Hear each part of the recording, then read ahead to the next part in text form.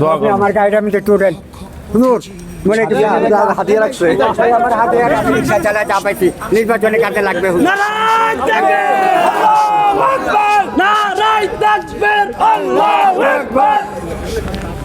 আপনি দোয়া করেন তাই দোয়া করি হুজুর। আলহামদুলিল্লাহ। দেখেন, আল্লাহ পাকের শুকরিয়া যে একজন বয়োবৃদ্ধ রিক্সা চালক তিনি তার কষ্টার্জিত যে টাকা, ঘাম ঝরানো পয়সা, তিনি এই টাকাটা আমাকে দিয়েছেন ভালোবেসে, আমি যেন আমার নির্বাচনী ক্যাম্পেইনে এই টাকাটা গ্রহণ করি। আমি আমার এই মুরব্বী বাবার, আমার পিতৃতুল্য এই মেহনতি রিক্সাওয়ালা বাবার এই প্রদত্ত এই টাকাটাকে আমি মাথার উপর গ্রহণ করলাম। আমি এটাকে ওনার আশীর্বাদ এবং দোয়া হিসেবে গ্রহণ করলাম।